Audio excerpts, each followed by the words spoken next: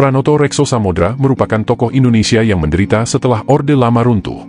Ia mendekam dalam tahanan selama 15 tahun pada era Orde Baru, karena tuduhan terlibat gerakan 30 September atau G30S. Ketika G30S pecah dan Ahmad Yani menjadi salah satu tokoh Indonesia yang meninggal dunia, Pranoto Rekso Samodra diangkat menjadi Menpangat, Menteri Panglima Angkatan Darat, oleh Presiden Soekarno. Pranoto menjabat sebagai Menpangat sejak 3 Oktober 1965 dengan pangkat terakhir Mayor Jenderal. Namun dalam pelaksanaannya, Pranoto tidak bisa berbuat banyak, terutama setelah Soeharto diangkat menjadi Kepala Staf Angkatan Darat, KSAD. Setelah itu, karir dari Pranoto mulai meredup. Pada 16 Februari 1966, melalui perintah penangkapan, penahanan nomor 37-2-1966, Pranoto ditahan di Blok P, Kebayoran Baru, Jakarta. Pranoto ditahan dengan tuduhan terlibat G30S. Mulai saat itu, karir Mayor Jenderal Pranoto habis.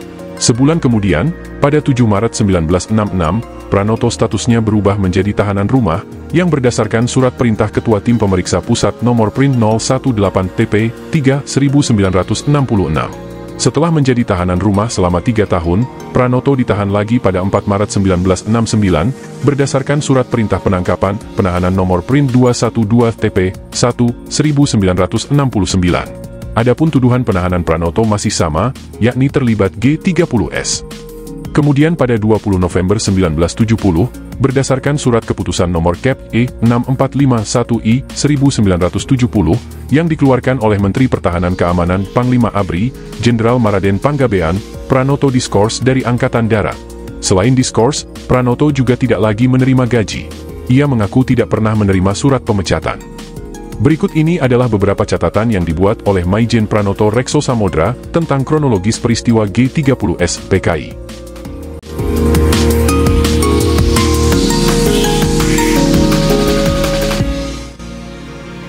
Di bawah ini adalah beberapa catatan ringkas dari saya sekitar kejadian dan peristiwa, baik yang saya alami maupun saya ketahui, sekitar gerakan G30S PKI yang terjadi pada tanggal 1 Oktober 1965. Singkatnya secara kronologis dan secara numerik dapat saya tuliskan di sini sebagai berikut. Pertama, pada tanggal 1 Oktober 1965 KL jam 6, pada saat saya sedang mandi, maka datanglah Brigjen Dr. Amino, Kadep Psikiatri RSGS Jakarta, yang dengan serta-merta memberitahukan tentang diculiknya Legend Ahmad Yani beserta beberapa jenderal lainnya, oleh sepasukan bersenjata yang belum dikenal, sedangkan nasib para jenderal yang diculik itu pun belum diketahuinya. Sesudah mandi, maka saya segera berangkat ke MBAD dengan mengenakan pakaian dinas lapangan. Kedua, setibanya di MBAD dan setelah menampung beberapa berita dari beberapa sumber, maka oleh karena pada saat itu saya kebetulan sebagai pati yang berpangkat tersenior, saya segera memprakarsai untuk mengadakan rapat darurat di antara para asisten Menpangad atau wakilnya yang hadir pada saat itu di MBAD, yaitu para pejabat terasuat dari asisten Menpangad sampai asisten 4 Menpangad, termasuk Irjen PU dan pejabat sekretariat.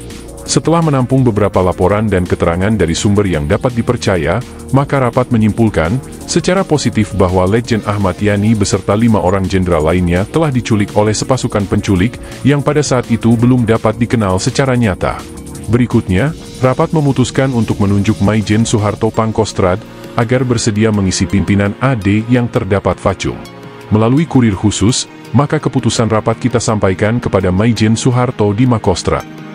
Ketiga, pada hari itu juga tanggal 1 Oktober 1965 KL jam 9 WIB, saya menerima laporan dari salah seorang pamen, lupa namanya, dari MBAD yang mengatakan, bahwa menurut siaran RRI saya ditunjuk oleh Presiden Panglima tertinggi untuk menjabat sebagai caretaker Menpangad. Oleh karena baru merupakan berita, maka saya tetap tinggal di pos komando MBAD untuk menunggu perintah lebih lanjut.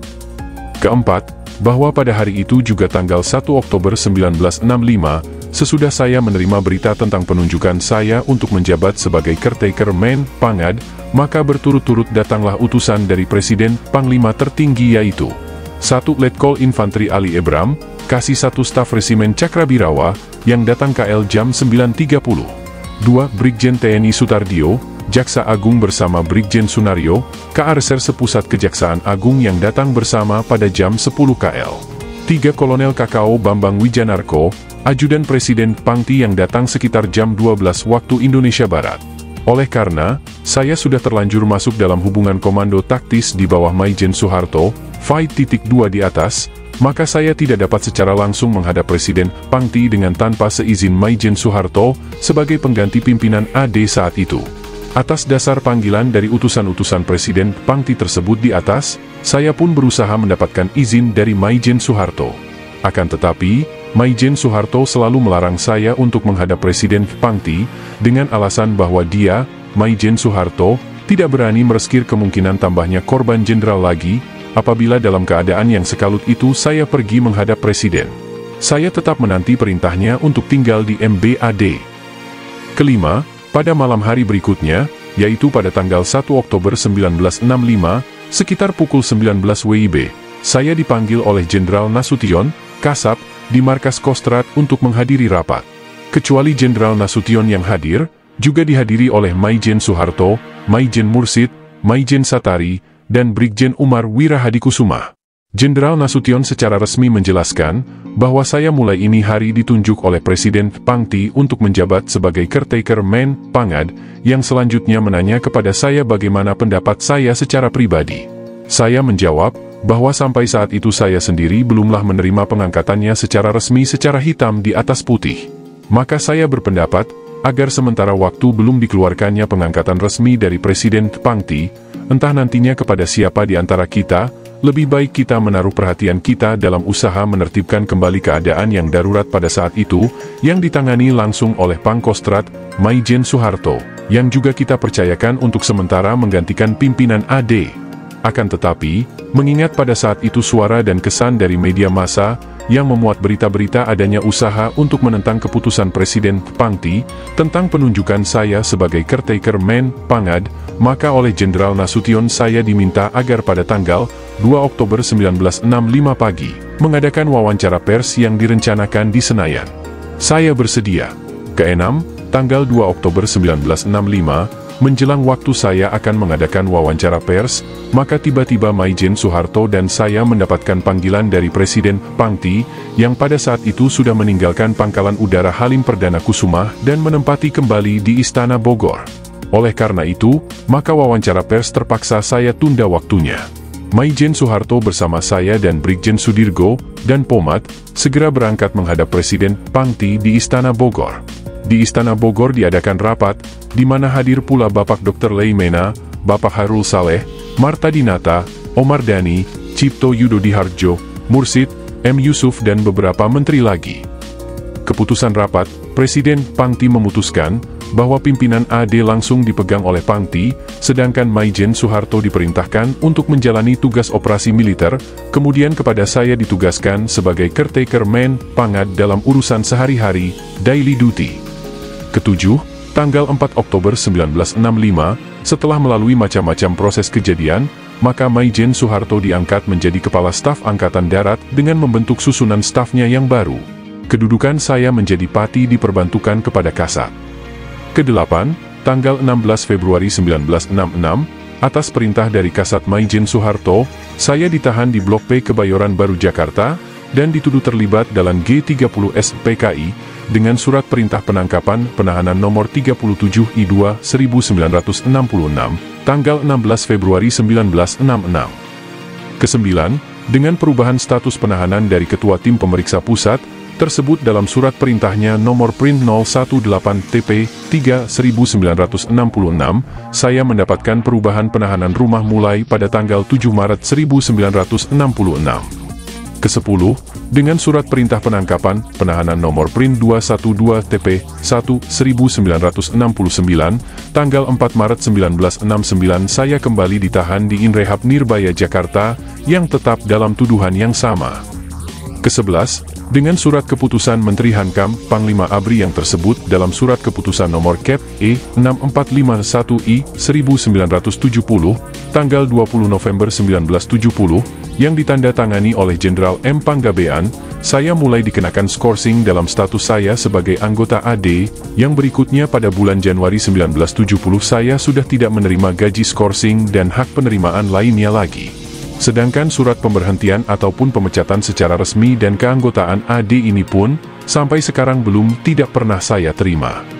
Ke-12, atas dasar surat keputusan dari Panglima Kopkamtib, yang tersebut dalam surat nomor Skep 04 Kopkam II 1981, maka dalam pelaksanaannya oleh KA Teperpu tersebut dalam surat perintahnya nomor Sprint 4811 I 1981 Teperpu, saya baru dibebaskan dari tahanan pada tanggal 16 Februari 1981. Jadi kalau saya perhatikan tanggal, bulan dan tahun mulai dan berakhirnya saya mengalami penahanan, adalah selama waktu 15 tahun, tanpa kurang ataupun lebih, yaitu dari tanggal 16 Februari 1966 sampai pada tanggal 16 Februari 1981. Ke-13, selama waktu saya ditahan, sepanjang waktu 15 tahun itu, saya merasa belum pernah mengalami pemeriksaan melalui proses dan pembuatan berita acara yang resmi. Saya hanya menjalani interogasi secara lisan, yang dilakukan oleh tim pemeriksa dari Teperpu pada tahun 1970. Sesudah itu saya tidak pernah diinterogasi lagi, sampai saatnya saya dibebaskan pada 16 Februari 1981. Ke-14, untuk waktu berikutnya, maka apa, di mana, dan bagaimana yang dapat saya perbuat lakukan sebagai seorang yang tanpa berstatus, polos selagi telanjang tanpa hak milik materi barang sedikit pun yang bernilai, yang memungkinkan untuk melanjutkan amal kebaktian saya pada tanah air dan bangsa, yang pernah saya rintiskan dalam turut serta mulai perang kemerdekaan tahun 1945 yang tanpa absen itu, segala penjuru lapangan kerja tertutup untuk kehadiranku, justru aku dipandang sebagai orang yang beratribut bekas tahanan G30S PKI, bahkan mungkin menurut persepsi mereka, saya ini sebagai dedengkotnya G30S PKI dari segala aspek. Saya harus berani menelan pil yang sepahit ini, dan harus pula berani membaca kenyataan dalam hidup dan penghidupan saya, yang telah menjadi suratan dan takdir ilahi kepada saya sebagai umatnya. Manusia tak kuasa mengelak dari segala apa yang telah dikehendakannya dan digariskannya, justru dialah sebagai Sang Maha Dalang, yang memperagakan umatnya sebagai anak wayang di pentas pakliran kehidupan dunia ini. Saya harus mengetahui diri, di tempat, di saat dan dalam keadaan apa dan bagaimana saya ini. Saya harus dapat menguasai dan membunuh waktu, betapapun kegiatan saya sehari-hari itu saya utamakan lebih dahulu demi kepentingan rumah tangga dan keluarga yang masih tersisa di rumah. Terus terang saja kalau saya merasa malas dan enggan untuk berkunjung dan berkomunikasi dengan bekas rekan perjuangan, teman ataupun kenalan yang dahulunya saya anggap dekat, akrab. Justru bagi mereka yang tidak mengetahui ujung pangkal dalam duduk perkara, saya tiada setapak pun mau maju mendekat dan bertatap muka secara hati ke hati.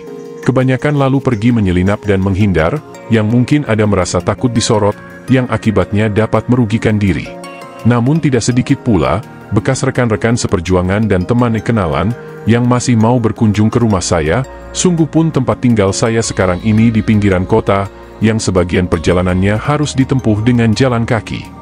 Di antaranya saya merasa terkesan dengan kunjungan Letjen Purnawirawan Sudirman, anggota Dewan Pertimbangan Agung, yang pada suatu malam buta berkenan meluangkan kakinya, untuk mengunjungi saya di rumah Kramat Jati yang sesempit itu.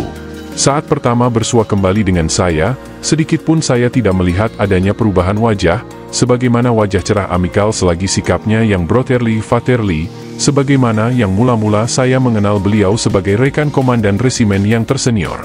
Beliau mengutamakan rasa kemanusiaannya daripada rasa sebagai perwira tingginya.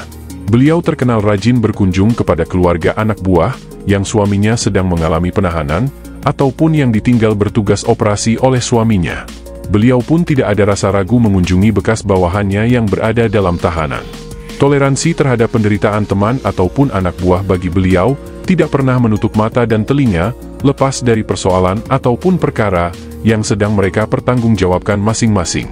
Sikap yang layak terpuji dan dihargai oleh khalayak orang Timur, kalau orang itu dapat berteladan pada panutan sikap dan sifat, sebagaimana yang dimiliki Letjen Purnawirawan Sudirman itu. Maka kunjungan yang semacam itulah yang selalu dapat membasahi, ibarat embun yang menyiram hati saya. Jakarta, 1 April 1989. Pembuat catatan kronologis. Tanda tangan, Pranoto Rekso Samodra.